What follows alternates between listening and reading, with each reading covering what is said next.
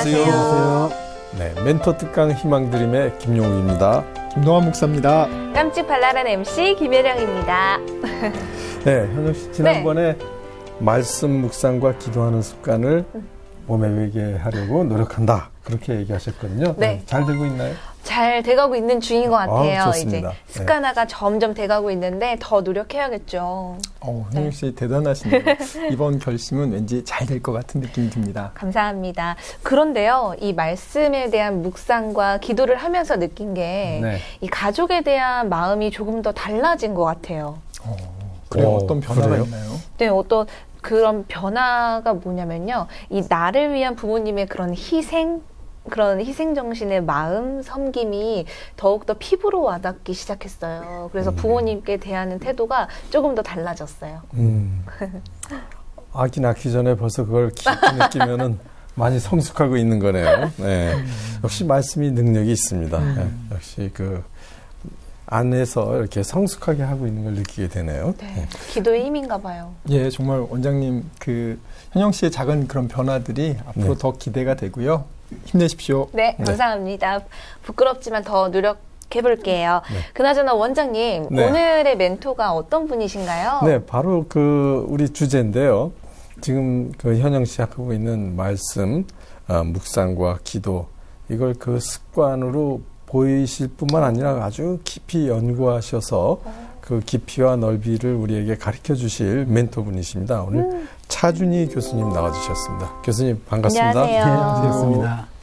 교수님 먼저 소개 좀 부탁드릴게요. 예. 저는 한세대학교에서 구약을 연구하고 그리고 가르치고 있는 구약학 교수입니다. 네. 예. 네, 교수님 강의를 먼저 듣고 저희가 한번 이야기를 나누도록 하겠습니다. 교수님 강의 부탁드리겠습니다. 예.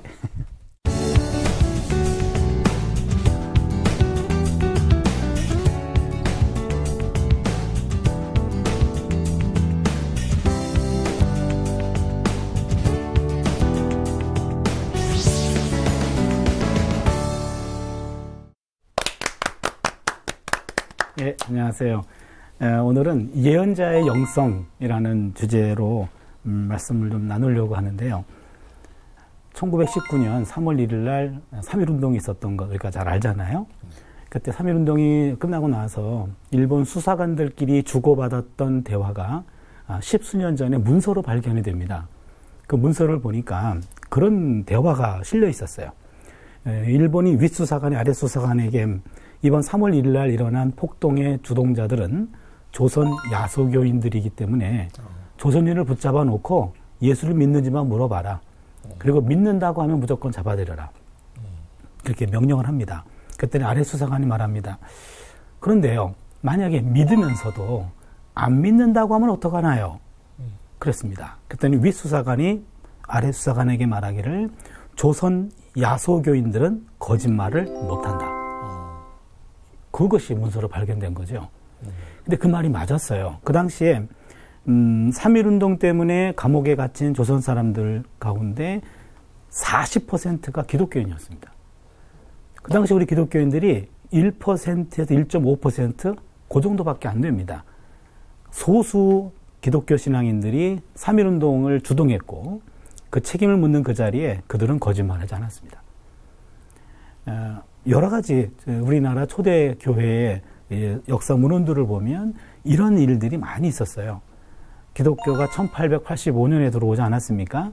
지금 131년째 됐는데 130년 전 그리고 120년 전 이때까지만 해도 한국의 기독교인들이 일본인 수사관들뿐만 아니라 우리 예수 믿지 않는 동족들에게도 예수 믿는 사람들은 거짓말을 안 하는 사람들로 그렇게 정평이 나 있었습니다. 그런데 오늘 한국 교회는 어떤가요? 몸집은 커졌는데 그런 평가 잘 못 받거든요. 믿는 사람들은 많은데 믿을 사람은 별로 많지 않다. 이런 이야기들을 많이 듣게 돼서 왜 그런가? 100년 전까지만 해도 그렇지 않았는데 오늘 무슨 일이 있었기에 이런 일이 생겼는가? 그건 이제 교회 역사가들의 평가에 맡기고요. 오늘 우리가 나눠보고 싶은 것은 그 당시에는 있었는데 오늘 잃어버린 것, 그것이 무엇인가? 근데 저는 예언자의 영성을 잃어버린 것 아닌가? 예언자의 영성. 예언자 영성에 포커스를 맞춰서 오늘 말씀을 나누는데요. 1977년 1월 20날 지미 카터 대통령이 미국 대통령 취임식 할 때였습니다. 대통령 취임식은요, 전 세계가 이렇게 방영하더라고요. 미국 대통령 취임식은 선설하고 어려서부터 읽었던 성경 구절을 한 구절을 읽는 순서가 있는데, 그때 지미 카터가 미가 6장 8절을 읽었어요. 사람아, 주께서 선한 것이 무엇임을 내게 보이셨나니 오직 정의를 행하고 인자를 사랑하며 겸손히 하나님과 함께 행하는 것이 아니냐. 이 구절을 읽었습니다. 이 구절이 굉장히 중요한, 유명한 구절이에요. 구약에 나타난 예언자들의 정신을 집약해 놓고 있는 본문이 바로 그 본문입니다. 원래 미가 6장 6절에서 거의 8절까지가 한 단락인데 6장 6절을 보면 예배자가 내가 무엇을 가지고 야훼 앞에 가며 높으신 하나님께 경배할까? 예배자가 묻습니다. 1년 된 송아지를 가지고 그 앞에 나아갈까? 아니면 천천의 순양이나 만만의 강수 같은 기름을 기뻐하실까? 아니면 내 허물을 인하여 내 맏아들을 하나님께 드릴까요? 6장 6절로 7절까지는 예배자가 성소 앞에 서 있는 제사장에게 하는 질문이에요. 그러면은 그 얘기를 듣고 제사장이 당신 어떤 제물을 드려야 됩니다. 라고 알려주는 거죠. 그래서 1년 된 송아지는 번제고, 천천의 순양이나 만만의 강물 같은 기름은 소제고, 그리고 내 허물을 인하여 내 맏아들을 드린다. 그건 속죄제입니다. 그러게 어떤 제물을 드릴까요? 라고 예배자가 묻는 거예요. 그때 6장 8절에 제사장이 답변해야 되는 겁니다. 제사장은 그 사람의 상황을 보고 당신은 오늘은 번제를 드리세요? 아니면은 소제를 드리세요? 아니면 속죄제를 드리세요? 이렇게 얘기하는 순서인데 그 순서에 예언자 미가가 껴들어가는 거죠. 그래서 거기서 예언자의 영성을 볼 수 있습니다. 만약에 제사장의 영성이라고 한다면 특별한 제물을 가르쳐 줄 겁니다. 그런데 여기에서 예언자가 끼어들어가는데 여기서 한 가지 기억할 것이 있는데요. 여기서 예언자가 말하기를 내가 무엇을 가지고 야훼 앞에 나아갈까요? 하나님께 예배하면은 뭔가 제물을 가져가야 되잖아요. 그건 맞습니다. 그런데 예언자가 얘기하는 것은 사람아, 주께서 선한 것이 무엇임을 내게 보이셨나니 하면서 오직 정의를 행하며, 무슨 얘기하냐면 하나님이 원하시는 것은 지금 당신이 어떤 제물을 가지고 오느냐 그것 아닙니다. 하나님이 지금 찾는 것은 바로 당신이요. 그 얘기입니다. 여기서 예언자의 정신을 배웁니다. 하나님이 찾는 것은 사람입니다. 어떤 사람입니까? 아까 얘기했잖아요. 6장 8절에 오직 정의를 행하며 인자를 사랑하며 겸손히 하나님과 함께 행하는 사람. 요 세 가지입니다. 요 세 가지에서 첫 번째 정의를 행한다. 이 미슈파트라는 단어입니다. 히브리 말로 미슈파트라는 단어는 쉽게 얘기하면 약자들을 돌보는 거예요. 어떤 공동체이건 간에 약자가 있습니다. 그 약자를 돌봐서 약자를 회복시켜주는 것. 그것이 미슈파트를 행하는 겁니다. 그러기에 그 사람이 정의로운가, 정의롭지 않은가라는 것은 간단합니다. 정의를 재는 척도는 약자의 권리를 얼만큼 보호해주고 있는가. 어떤 모임에 가든 약자가 있습니다. 그 약자들은 별로 이렇게 존재감이 없어요. 잊혀지고 주목받지 않습니다. 그런데 그런 약자들을 얼마큼 마음에 품고 있는가, 그 약자들을 얼마큼 도와주고 있는가, 그것이 정의를 재는 척도란 얘기죠. 그래서 그런 정의를 실천하는 사람을 하나님이 찾고 계신다. 두 번째는요, 인자를 사랑하며 할 때 인자라는 말은요, 헤세드라는 말이거든요. 히브리 말로 헤세드라는 말인데 이 말은 여러 가지 말로 번역됐어요. 인자, 인애, 무슨 긍휼, 그리고 불쌍히 여김, 아름다움.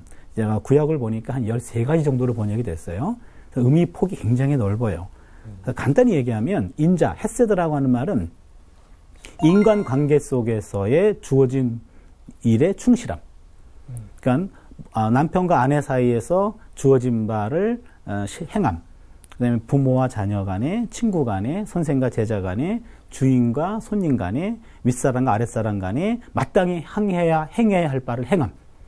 제가 곰곰이 생각해 보니까 우리말로 도리라는 말이 적당한 것 같아요. 인간적 도리. 인간적인 도리를 사랑하는 겁니다. 이게 억지로 하는 것이 아니라 기쁨으로 감당하는 거죠. 그래서 하나님이 찾는 두 번째는 바로 인간적인 도리를 기꺼이 행하는 사람. 인자를 사랑하는 사람. 그런 얘기입니다. 그렇다면 우리는요, 하나님에 대한 신자의 도리가 있고, 그 다음에 인간관계 속에서의 도리가 있습니다. 그 도리를 기쁨으로 행하는 사람, 그런 사람을 하나님이 찾고 계신다는 거죠. 그건 굉장히 중요합니다. 그러니까 우리의 관계 속에서 내게 주어진 역할들, 그 역할들이 하나님이 맡기신 일이고 그 일들을 기쁨으로 감당해내는 사람, 바로 그런 사람을 하나님이 찾고 계십니다. 세 번째는요, 아까 겸손히 하나님과 함께 걸어간다 그랬습니다. 겸손히 하나님과 함께 걸어간다. 이 걸어간다란 말이 히브리 말로 할라크예요. 할라크, 걷다. 이 말인데, 겸손하게 하나님과 함께 걸어가는 겁니다. 굉장히 중요한 대목이에요. 하나님과 함께 걸어가는 겁니다. 그 말은 내 삶 전체를 하나님과 연계해서 생각하고 삶을 살라는 얘기죠. 옆에 있는 하나님을 놓치지 말라는 얘기입니다. 그게 하나님과 함께 걸어가게, 그것도 겸손하게. 이 겸손하게라는 말은 어떤 의미가 있냐면 사람들이 어떤 문제에 부닥치게 되면은요, 이 문제가 나의 시선을 완전히 제압합니다. 딴 데 시선을 둘 수가 없어요. 그리고 이 문제는 전문적인 어떤 문제이기 때문에 그 누구도 도와줄 수 없는 그런 생각을 하기가 쉬워요. 근데 너무 전전긍긍하니까 하나님이 야 무슨 문제냐 그랬더니 하나님 내가 지금요 굉장히 어려운 문제에 봉착해서 하나님 잘 모르시는 일이기 때문에 문제가 해결되고 나면 내가 그때 찾아뵙겠습니다. 좀 기다리십시오. 무슨 일인데 모르신다니까. 이게 교만한 거죠. 내가 뭘 모른다고. 하나님 모르시는 것이 없고 하나님은 우리 문제보다 더 크신 그 문제의 해결자가 되시는 그분인데 우리 인간들은 문제에 닥치면 교만해진단 말이에요. 문제만 보지 문제 해결자 되시는 하나님을 못 본단 말이에요. 그게 교만입니다. 그러게 겸손하게 내 하나님과 함께 인생을 걸어가라. 옆에 있는 하나님을 놓치지 말아라. 그런 얘기입니다. 요것의 가장 좋은 예가 요셉이에요. 요셉은 창세기 39장에 보면 보디발의 집에 끌려가지 않습니까? 종으로 끌려가는데 거기에서 보디발의 아내가 유혹할 때 그것을 물리치잖아요. 물리칠 때 뭐라 그랬나요? 그 멘트가 기억나시죠? 하나님 앞에 결단코 죄를 범할 수 없나이다. 그 은밀한 순간에 단 둘밖에 없어요. 그런데 그 순간에 하나님의 옆에 있음을 인정하는 겁니다. 요게 요셉을 총리로 만든 하나의 터닝 포인트가 돼요. 그렇다면 요셉의 이야기를 보면 창세기 39장의 2절에 보면 하나님이 요셉과 함께함으로 형통했다고 나와요. 3절에 보니까 하나님이 요셉과 함께함으로 그 보디발의 집이 형통했더라. 억울하게 옥살이를 하잖아요. 근데 39장 맨 마지막에도 보면은 간수장의 마음을 또 사요. 그래서 하나님이 함께함으로 감옥에서도 형통하더라. 그런 얘기가 나와요. 그러면 39장에 보니까 하나님이 요셉과 함께함으로 형통했다는 말이 3번 나오거든요. 그러니까 요셉의 영성은 임마누엘의 영성이에요. 하나님이 함께 하셔서 어떤 상황에서도 형통케 되었더라. 이런 얘기입니다. 근데 중요한 것은 요셉은 하나님의 임재하심이 저는 은총이라고 이걸 붙이는데요. 은총은 보편적인 거예요. 누구에게나 함께 하는 거죠. 그런데 형통함은 능력이라고 했을 때 왜 요셉에게는 은총이 능력으로 나타났는데 왜 우리한테는 이것이 부족할까? 요셉에게는 있는데 우리에게 없는 게 뭘까? 그건 아마 요셉은 은밀한 순간에도 하나님을 놓치지 않았다는 임마누엘의 영성일 겁니다. 임마누엘의 영성이 은총을 능력으로 바꿔준 거죠. 그러기에 겸손하게 하나님과 함께 걸어가는 인생을 살아서 하나님에 의해 크게 쓰임받은 인물, 그게 바로 오늘날 요셉이다. 그런 얘기입니다. 그렇다면 지금 3가지를 얘기했어요. 예언자의 영성은 정의를 실천하고 정의를 행하고 인자를 사랑하고 겸손히 하나님과 함께 행하는 것. 요 3가지였습니다. 제가 요 3가지 본문을 묵상하면서 마태복음을 읽다가 마태복음 23장 23절을 보고 깜짝 놀랐습니다. 거기는 예수님의 어록이에요. 뭐라고 말씀하셨냐면 화 있을진저 외식하는 서기관들과 바리새인들이여 너희들이 박하와 회당과 근처에 11조를 드리되 율법에 더 중요한 바 정의와 긍휼과 믿음은 버려도다. 그러나 이 11조도 행하고 이것도 버리지 말아야 할지니라 하면서 예수님께서 구약의 가장 근본적인 정신으로 정의와 긍휼과 믿음을 얘기하셨어요. 그런데 이 정의와 긍휼과 믿음이라는 거 어디 많이 들어본 것 같지 않습니까? 미가 6장 8절에 나와 있는 오직 정의를 행하며 인자를 사랑하며 인자라는 말이 긍휼이라는 의미도 갖고 있어요. 그리고 겸손히 하나님과 함께 걸어가는 것이 아니냐? 믿음이죠. 요 세 가지입니다. 예수께서 마지막 유언과도 같이 말씀하셨던 것이 바로 마태복음 23장 23절이 담아내는데 그 내용이 미가 6장 8절이었어요. 그러니까 예수의 영성은 예언자의 영성이었다 그런 얘기입니다. 저는 이 부분이 회복해야 할 영성이라고 보는 거죠. 예수께서 마지막으로 하셨던 그 말씀이 바로 미가 6장 8절이었고 6장 8절에 나와 있는 바로 공의를 행하고 정의를 행하고 인자를 사랑하며 겸손히 하나님과 함께 행하는 것, 요 일들을 우리 선배 크리스찬들은 했다 이야기죠. 요것 때문에 여기서 피어난 열매가 정직의 열매였던 것 같아요. 그래서 그 130년 전에 우리랑 적대 관계에 있었던 일본 수사관들도 야, 조선 기독교인들은 거짓말을 못해. 그것 하나.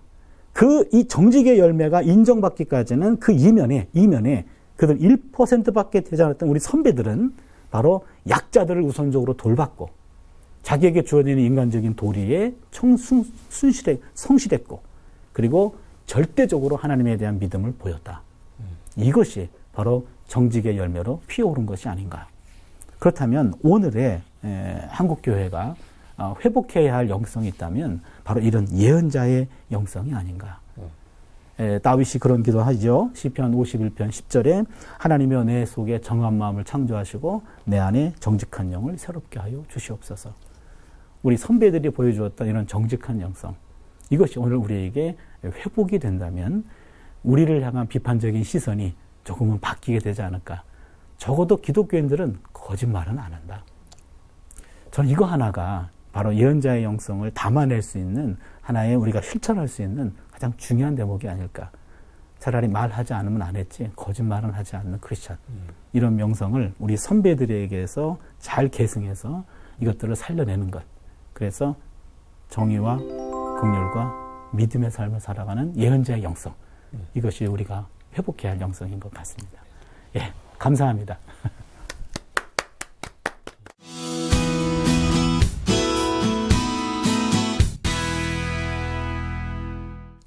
네, 교수님 강의 잘 들었습니다. 고맙습니다. 교수님은 어떻게 하나님을 만나게 되셨는지 네. 한번 그 배경을 좀 얘기해 주시죠. 예, 저는 그 모태신앙인이에요. 네. 네, 모태신앙인은 이제 뭐 못한다는 신앙은 아니고 어머니 뱃속부터 교회를 나왔는데 그러다 보니까 자연스럽게 이게 교회 문화하고는 이렇게 친해졌고 그랬었는데 인격적으로 만났다 그럴까요? 네. 그런 거는 중학교 3학년 때, 3학년 때, 우리가 기도원에 가가지고, 기도원에 가서 기도하면서 그때 마치 성령 체험 같은 거 하게 되고 예수를 인격적으로 만나는 그런 어떤 극적 체험이 있었어요. 그 전에 삶 속에 녹아 들어갔던 신앙도 있었지만 그것이 한번 이렇게 성령의 불이 떨어져가지고 그것이 발화돼서 아, 정말로 이게 뭔가 있는 거구나. 라는 뜨거운 체험. 그것이 중학교 3학년 때 소위 성령 체험이라고도 얘기를 하는데 그때 이제 인격적인 예수님과의 접촉을 통해서 어떤 신앙인으로 조금 다른 모습들을 좀 뜨거운 신앙을 갖게 되는 그런 계기가 좀 되었습니다. 네. 교수님 그 8살 때 또 예. 교통사고로 다리를 잃게 되셨다고 하는데요. 그 사건과 그 성령 체험에 대해서도 좀 더 자세히 부탁드리겠습니다. 예. 제가 그 8살 때 3월 초였는데 초등학교 1학년이죠. 갔다가 찾길을 건너다가 그때 그 교통사고를 좀 당했어요. 그 당시는 지금의 충정로역이죠. 충정로역인데 전차가 다녔어요. 그 당시에. 네. 예, 이제 건널목을 건너는데 전차하고 만호버스 중간에 저만 꼈어요.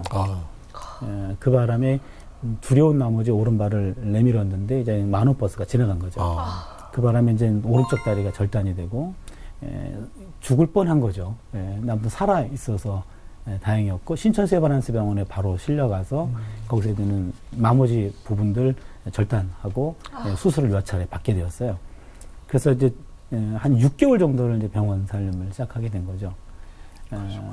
그때 이제는 이제 교회에서 이렇게 신방 와주셔서 예배도 드리고 위로를 해주고 그러셨는데 이제 맏아들인데 제 어머니로서는 상당히 충격적이었던 것 같아요. 어머니가 보시는 상황에서 당한 거니까. 보시는 상황에서. 보시는 상황에서. 그러니까 평소에 죄책감 이런 것도 있는 것 같고. 그러니까 제 어머니가 이제 간혹 가다가 우리 둘이 그냥 죽자 이런 이야기들을 여러 차례 하셨어요. 8살 때. 그때마다 제가 그랬어요. 어머님, 내가 지금 인생을 8년밖에 안 살았는데 그렇게 돌아가시고 싶으면 혼자 돌아가시라고. 예.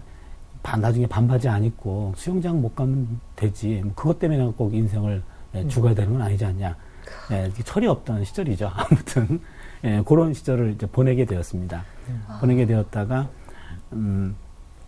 중3 때 제가 아까 성령 체험했다 그랬잖아요. 그 어간에 우리 교회 부흥회 목사님이 오셨는데 기도하지 않는 죄에 대한 이야기를 하셨어요. 모든 건 다 기도해야 된다. 근데 기도하면은 절단된 부위도 뼈가 자랄 수 있다. 이런 얘기를 예화 중에 한마디 하신 거예요. 근데 당사자인 저는 그게 충격이었어요. 내가 내 몸을 위해 기도해 본 적은 없거든요. 그런데 그때 그 얘기를 듣고 한 달 동안 작정 기도를 했습니다. 나에 대해서. 딴 거 다 접어두고 아무한테도 얘기 안 하고 절단 부위 뼈가 자라게 해달라고 기도한 거예요. 한 달 동안 작정 기도했는데 1mm도 안 자랐어요. 그때 깨달았죠. 아, 이거는 내가 변화시켜야 될 것이 아니라 받아들여야 되는 거구나. 그리고 그 상황에서 왜 이런 일이 당했는가가 아니라 그렇다면은 앞으로 이 사건을 통해서 뭔가 의미가 있지 않겠나라는 얘기 생각해보면서 그때만큼 내 몸에 대해서 이렇게 깊이 생각해 본 적이 없는 거예요. 그렇잖아요. 철없던 시절이었고. 그래서 내 어떤 그 교통사고 사건에 대해서 일단 신앙적으로 정리가 되고, 그 다음에 그때 나를 위한 하나님의 뭔가 계획이 있을 것 같다라는 그런 생각을 하게 된 게 그때 중학교 3학년 성령 체험과 바로 부흥회 사건이었어요. 이 신학을 결정하셨을 때 가족들의 반응은 어땠나요? 안 좋았습니다. 받아들이고 그다음에 집에서는 이제 기대를 많이 했었던 거죠. 공부 쪽으로. 네. 그랬는데 우리가 그때 신학 들어갔을 때는 신학대학 바로 들어가는 사람들은 그렇게 남들이 볼 때 축하합니다 이런 분위기는 아니었어요. 네. 저 사람 무슨 문제가 있나? 뭐 실패했나? 뭐 이런 식이었어요. 근데 그런 주변에 있는 부정적인 시선 때문에 부모님들은 상당히 안 좋아하셨고 신앙인임에도 불구하고.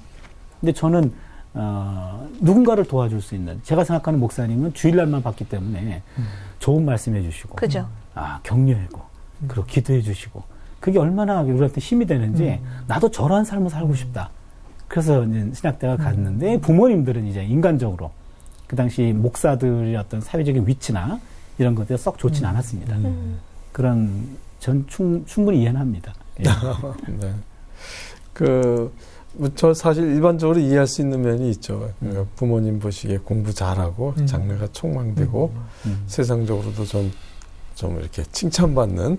근데 목사님께서는 다쳤을 때도 그렇고 그 다음에도 보면 어린 나이에도 굉장히 신앙이 순수하게 하나님을 따라갔던 그런 것 같아요. 근데 아무래도 이제 신학교 다니고 그러면 경제적인 압박도 있고 여러 가지 힘든 일도 있었을 것 같은데 어떠셨나요? 네, 가장 배고프고 어려웠던 시절이었던 것 같아요. 네. 그 당시 이제는 1학년을 우리 기숙사 생활을 하거든요. 네. 그럼 이제 주일날 저녁에 기숙사를 들어오면 일주일 생활을 해야 되는데 가정도 이미 좀 어려움이 있었고 아버님 하시는 사업, 어머님 사업 다 내려놓게 되어서 그때 고등학교 때.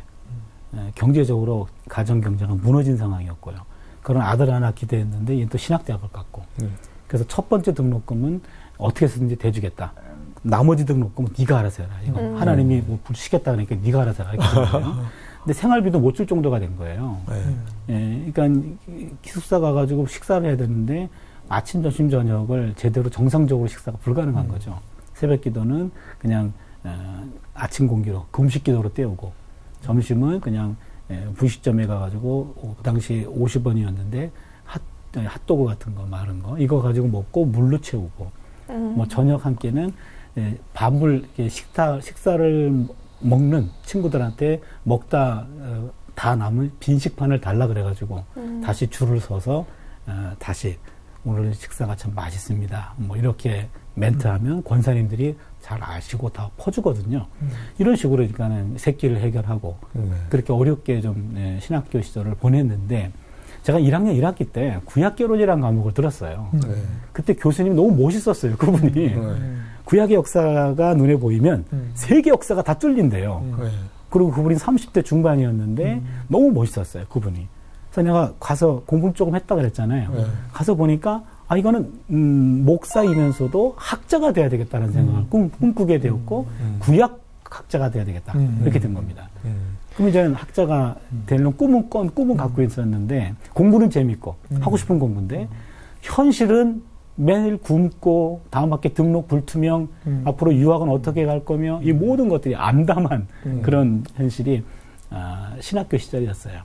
근데 그때마다 이겨낼 수 있었던 것은 10년 뒤에 내가 구약 교수가 돼서 저 자리에 서서 내가 강의할 거다 하면서 힘들 때는 빈 강의실에 가가지고요 혼자서 밤에 불 켜놓고 혼자서 강의를 했어요. 10년 뒤에 내가 여기서 강의한다. 그때쯤 되면 가장 힘들 때입니다. 내가 기도로도 안 되고 무슨 일을 해도 안 돼요. 위로가 안 되고 밥도 굶지 가난하지 몸도 건강하지 않지 모든 게 불투명한 상황에서 있는 건 꿈밖에 없는데 꿈도 너무 멀게 느껴지는 거예요. 그때 그것을 내가 실질적으로 해보는 거죠. 교수의 모습을. 나중에 알게 되었어요. 그게 예언자적 상징행위라는 거. 예언자의 상징행위. 미래에 일어날 사건을 내 몸으로 지금 실현해 보면서 10년 뒤에를 앞당기는 거죠. 그러니까 그걸 통해서 가난했던 신학생 시절들을 좀 위로하면서 꿈을 꾸며 갔던 것 같아요. 그래서 밥은 굶을 수 있어도 꿈을 굶지는 않았습니다. 아멘. 꿈이 있었기 때문에 그 가난했던 시절을 좀 이겨낼 수 있었던 것 같아요. 아멘. 교수님 그렇게 어려운 상황에서도 사실 또 독일 유학까지 가셨는데요. 유학을 하면서 어려움은 없으셨나요? 어려움이 뭐 없지는 않겠죠. 없진 않았는데 일단 독일 유학은요 학비가 없다 그래서 갔어요. 네. 원래 좀 영어를 좀 더 잘했기 때문에 미국 유학을 준비를 했었는데 이건 미국 유학은 아마 학비가 너무 많이 들고 그래서 그건 접게 되고 독일 쪽으로 가게 되면 학비가 없어서 가서 공부를 했는데요. 독일 공부는 학비가 없으니까 시간 가는 줄을 모르겠더라고요. 그리고 정말로 내가 하고 싶은 공부를 했습니다. 저는 신학교 가면은 성경을 통달하게 해줄 줄 알았어요. 성경을 다 풀이해주고. 근데 한국에서 제가 배운 학교들은 그렇지 않았거든요. 대학원까지 맞춰도. 그러던 차에 성경을 좀 배우고 싶다 그랬는데 독일 갔더니 성경을 가르쳐 주는 거예요. 이 창세기 1장 하면은 창세기를 펴놓고 1장 1절부터 베레시트 바라 엘로힘 베트 하샤만 베트 아레츠 지금 히브리어거든요. 그게 히브리어로 읽고 독일말로 번역하고 이것이 무슨 뜻인가 이거를 풀이해주는 거야 하나하나. 풀이하다 보니까 엮이면 그때 학자가 동원돼요. 이게 제대로 공부하는 거구나. 그렇게 하다 보니까 공부가 너무 재밌었어요. 시간 가는 줄 모르고 수업만 들었죠. 근데 이제 지도교수한테 이제는 오해가 돼가지고 너는 왜 논문을 안 쓰냐고. 박사과정이면 논문을 써야 되는데 왜 논문을 안 쓰냐고. 근데 난 수업이 너무 재밌어가지고 그랬다가 이제 오해가 생긴 거죠. 예, 수업 시간에 글도 안 써오고 그다음에는 말도 잘 안 하고. 우리 같은 사람이 서투거든요. 외국어가 서툴기 때문에 잘 듣기는 간신히 들어도 쓰는 거 정도만 하지 말하는 건 좀 힘들어서 잘 말 안 하거든요. 그 동양 문화권은 말 안 하잖아요. 알아도 말 안 하잖아요. 그런데 그것이 이제 오해가 됐고, 그래서 지도교수가 비자를 찍어줘야 1년에 한 번씩. 이게 비자가 연장이 되는데 안 찍어줬어요. 그게 가장 큰 위기였습니다. 자네는 나한테 와서 공부한 게 없네. 이렇게 됐어요. 비자 연장이 불가능한 겁니다. 그렇게 되면 학문은 끝이에요. 그때가 가장 힘들었습니다. 그걸 어떻게 그 상황이 잘 해결이 되셨나요, 교수님? 그때가요, 저한테는 가장 큰 위기였는데요. 제가 독일 가 있는 동안에 제가 장남인데 저희 아버님이 한 3년 동안 뇌 쪽에 출혈로 인해가지고 3년 동안 누워 계시다가 천국 가셨어요. 그런데 가족들도 저한테 연락 안 한 겁니다. 네, 가난한 시절에 비행기 값도 없고 부처질 상황도 아니고 그러니까 장례가 끝나고 연락이 왔어요. 그러니까 장남으로서 아버님 마지막도 못 해드린 거고 그 얘기는 유학 때문에 너무나 많은 걸 포기했어요. 마지막 자존심은 학문이었는데 그 학문이 교수한테 거절된 겁니다. 자네는 공부할 능력이 안 되는데 온 것 같다. 이렇게 된 거예요. 그때가 저로서는 가장 큰 위기였습니다. 그래서 연장이 안 되니까 한국 돌아가야 되는데 돌아갈 상황은 아니었고 실패한 모습으로 그렇다고 있을 수도 없고 가장 큰 위기는 내가 능력이 안 되는 내가 잘못 알고 유학 온 건 아닌가. 학문적 능력이 안 되는데 젊은 혈기로 그냥 잘못 온 것 아닌가. 그런 고민이 생기니까 너무 힘들어서요. 라인강 주변을 맴돌았어요. 우리 보은대학 바로 앞에 라인강인데 충동까지 오더라고요. 도저히 한국은 못 들어간다. 근데 그때 예레미야 29장 4절 말씀이에요. 바벨론 포로로 끌려간 사람들에게 예레미야가 편지를 띄우는데 내가 너희들을 보냈다 그거예요. 저는 이 한마디가 저에게 주는 말씀을 받아들였어요. 너보다 더 잘하는 내가 네 교수보다 내가 널 더 잘하는데 가능하고 능력이 되니까 보낸 거예요. 그 얘기를 내 말씀을 내가 받아들인 겁니다. 용기가 생겼어요. 그래서 교수를 만났죠. 내가 능력이 없는 것이 아니라 하나님 능력이 있다고 나는 얘기하신 것 같다. 가지고 어떻게 하면 좋겠냐 그랬더니 너는 못 믿겠다. 그럼 누굴 믿겠습니까? 학부형을 모시고 오래요. 학부형이 누가 있나요? 아내밖에 없죠, 옆에. 옆에 있는 아내가 지난 4년 동안 이 남자가 무슨 공부를 어떻게 했는지 다 적어서 갖다 줬어요. 지도 교수님이 네 남편 말은 못 믿어도 네 말은 믿겠다 그러고 찍어줬어요. 그 이후로 우리 집에 제 아내는 학부형이 됐습니다. 뭔가 일이 생기면 이제는 권력 다툼이 있으면 학부형 말 들어가면 꼬리를 내릴 수밖에 없는. 그래서 그때가 가장 큰 위기였는데 그래서 그 위기를 더 극복할 수 있었던 것은 하나님 말씀이었던 것 같아요. 그렇군요. 이 자살의 충동을 느낄 만큼 깊은 절망에 빠졌다가 이 박사 논문 마치고 이제 한국에 돌아오셨을 때요. 교수님과 또 중보기조자분들이 독일로 떠날 때 했던 그런 기도들이 이제 얼마나 이루어져 있던지 얘기해 주시겠어요? 예.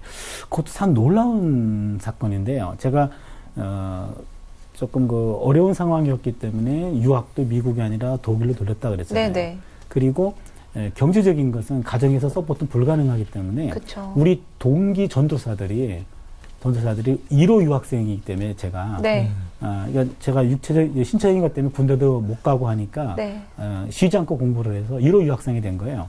그러니까 동기들을 대표해 가지고 네가 공부를 해라. 그래서 동기들이 동기 장학금을 보내줬어요. 그때 사역비가 5만 원이었어요. 전도사들이. 그 중에 5천 원을 11조를 떼가지고 그거를 수십 명이 모아가지고 그걸 보내주고 그리고 교단에서 장학금도 주어지고 뭐 이렇게 여러 개 조금 온 장학금들이 모아지니까 독일 생활은 되더라고요. 와. 그런데 제가 아까 4년째 되는 애 교수한테 그런 얘기를 듣고 충동까지 왔다 그랬잖아요. 그래서 너무 자존심이 상해가지고 제가 학문은 마지막 자존심이었는데 이게 짓밟혀가지고요. 너무 화가 나 있었어요. 그래서 수업은 거의 최소로 하고 논문만 썼습니다. 논문만. 예, 보통 우리가 논문 쓰면은 독일말로 써야 되니까 쓰고 나면 이 독일 지도 교수가 보면은 새빨갛게 고쳐가지고 와요. 이거 그럼 고치려면은 적어도 한 달 이상은 걸립니다. 그죠. 예, 근데 전 너무 화가 나 있어가지고 하루 꼬박 새가지고 그 다음날 오전에 가져가요. 그럼 교수가 놀랍니다. 너는 잠도 없냐고. 한국 사람 잠 안 잔다 그랬어요. 제가 너무 정말 이게 그당 정상이 아니었던 것 같아요. 그러다 보니까 속도가 빨라졌어요. 속도가 빨라지고 독일 애들도 2, 3년 걸리는 박사 논문을 1년에 끝났어요. 1년 안에. 그래서 다 끝났고 학위 논문도 받았어요. 근데 제가 전 너무나 화가 나 있었어요. 그때도. 제 자살 충동까지 느꼈으니까 교수를 1년 뒤에 만났어요. 예, 그리고 제가 물어봤습니다. 그때 왜 그러셨냐고. 저는 관계를 끊으려고 그랬어요. 저를 짓밟았던 분이었기 때문에. 근데 이분이 웃으면서 Das ist meine pädagogische Methode. 독일말로 이게 내 교육 방식이었다 그런 거예요. 너 1년 전에 보니까 수업 듣느라고 정신이 없어가지고 논문 하나도 안 쓰더라. 너 그때 내가 그렇게 얘기 안 했으면 넌 지금도 수업만 들을 거예요. 그 얘기를 듣고 오해가 풀렸죠. 근데 더 놀랬던 것은 그게 만 5년이었거든요. 근데 제가 유학 올 때 저를 아는 분들한테 5년 안에 박사학위 마치고 올 수 있도록 기도 부탁을 했었어요. 그리고 그 당시에 유학 갈 때는요, 유학생 아무나 가는 게 아니라 국가 장학생 그걸 시험 패스하고 갔고요. 여행 자유화되기 이전이기 때문에 아무 권사님이 무슨 김포공항에 비행기 탄다 그러면 교인들이 우르르 가던 때였어요. 네, 그렇죠. 그러니까 제가 유학 갈 때 한 70명 정도가 왔어요. 김포공항에. 저를 가운데다가 두고 같이 예배를 드렸는데 막 통성교도 해주고 그러는데 국가를 대표해가지고 유학 가는 줄 알았어요. 너무 기분이 좋았습니다. 그런데 내가 문제에 봉착하니까 60명의 얼굴이 부답이 되는 거예요. 이게 실패자의 모습을 어떻게 그분들을 보냐는 거죠. 그쵸. 근데 그분들이 5년 동안을 기대해봤던 거예요. 나는 잊어버렸어요. 독일에서는 학비도 안 내고 하니까 공부가 재밌으니까요. 시간이 가는 줄 몰랐는데 그 사건 때문에 다 돌아보니까 만 5년이었어요. 와. 그러니까 저를 위해서 친구들이 기도했고 우리 교회 교우들이 기도했고 그리고 많은 또한 기도 동역자들이 있었거든요. 이분들의 기도가 나는 잊었는데 그분들의 기도를 하나님은 기억하셨던 것 같아요. 아멘.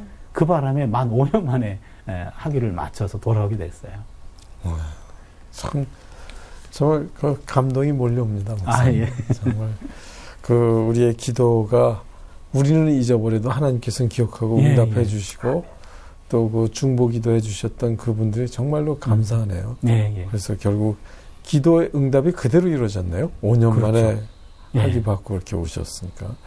그래서 그 다시 주제로 돌아와서 이 시대에 필요한 예언자의 영성에 대해서 말씀해 주셨잖아요. 우리가 이해하기 쉽게 그 본질을 좀 농축해서 요약한다면 어떻게 우리가 전달을 받을 수 있을까요? 아까 우리가 그 세 가지를 얘기했잖아요. 네. 오직 정의를 행하고 인자를 사랑하며 겸손히 하나님과 함께 행하라. 요건데요. 아까 정의를 행하라는 말은 약자 돌봄이라는 걸로 정의했거든요. 네. 그러니까 오늘 우리가 어떤 위치에 있든지 간에 가정에서도 뭐 직장에서도 학교에서도 교회 안에서도 내가 만나는 사람 중에서도 약한 사람들을 우선적으로 배려하자 이거죠. 약한 사람들을. 사회적인 약자건 무슨 뭐 어떤 경제적인 약자건 어떤 어려운 사람들을 우선적으로 다가가는 거. 이게 예수의 모습 아닐까요? 네. 그거 하나. 그리고 인자를 사랑한다. 도리를 실천한다 그랬잖아요. 제가 곰곰이 생각해 보니까 저한테 제가 세 가지를 하고 있더라고요. 보니까 교수, 목사, 가장이에요. 그러면은 이 세 가지 영역 안에서 각자 세 가지 도리가 있더라고요.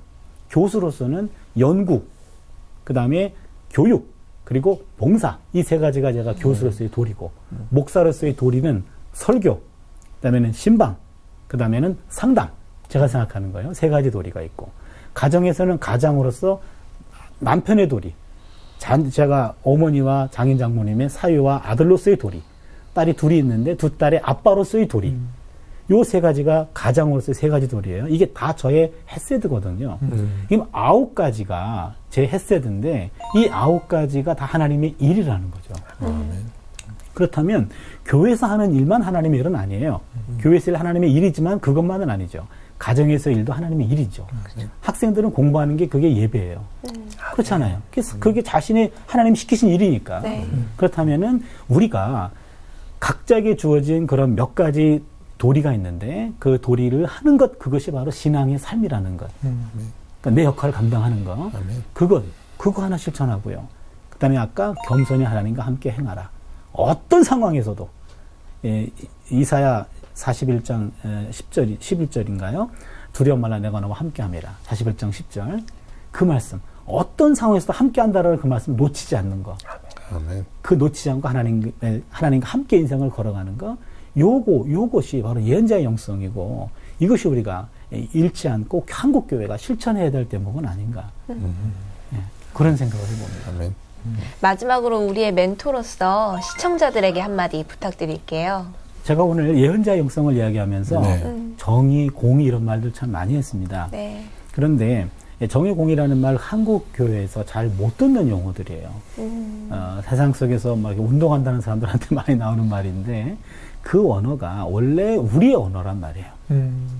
창세기 18장 19절에 보면은요, 거기서 하나님이 아브라함을 부르셨는데, 아브라함을 불러가지고 공의와 정의를 행하게 하여 아브라함에게 주신 그 약속을 이루려 함이라. 그런 말이 나와요. 아브라함에게 주신 약속이요, 창세기 12장 3절이에요. 축복의 통로가 되는 거죠. 너로 말미암아 이방이 복받게 하겠다. 그러면 우리는 축복의 통로로 부름받았는데 축복의 통로로 부름받기 위해서 뭘 해야 되느냐? 정의와 공의의 삶을 살아야 된다는 얘기죠. 아멘. 그럼 정의와 공의의 삶은 여러 가지로 해석이 가능합니다. 오늘 제가 포커스를 맞추는 거는 긍휼, 어떤 그 약한 자들에 대한 어떤 우선적 배려. 그러니까 이러한 삶을 살아내는 것이 바로 열방에게 복을 전달해주는 통로가 된다. 아멘. 그러니까 우리는 끊임없이 내려가는 모습이 하나님이 우리는 높여주시지만 우리는 계속해서 내려가는 겁니다. 한쪽은 하나님을 잡았지만 한쪽은 어려운 소외된 사람들 손을 잡아서 가교 역할을 해주고 아멘. 가교 역할을 해주고 이들을 끌고 가는 거. 그것이 오늘 우리가 회복해야 되고 우리가 간직해야 될 것 아닌가. 아멘. 그래서 마지막으로 드릴 말씀이 있다면 윗사람보다는 아랫사람에게 잘하자. 네. 아멘. 오늘 교수님 그 말씀을 통하여 더 우리 삶에 구체적으로 우리가 무엇을 지금 놓치고 있었는지 혹은 착각하고 있었는지 배우는 귀한 시간이 됐다고 느껴집니다. 맞습니다. 오늘 귀한 시간 내주신 차준희 교수님께 진심으로 감사드립니다. 예, 감사합니다. 저희가 역사 연구를 통해서 오늘 어떻게 살아갈지 지혜를 배우게 되는데요. 구약시대 예언자들의 한마디 한마디가 오늘은 특히 가슴에 박히는 것 같습니다. 저는 그 차 교수님 말씀 들으면서 네. 우리가 이렇게 귀한 말씀 들었는데 이 말씀을 품고 꼭 삶에서 이제는 실천해야겠다. 그리고 네. 저도 학생들을 가르치면서 더 내가 필요한 사람을 만나는 게 아니라 나를 정말 필요로 하는 사람을 먼저 돌보는 아멘. 그런 쪽에 더 많이 신경을 쓰도록 하겠습니다. 네. 특히나 5월은 또 가정의 달이잖아요.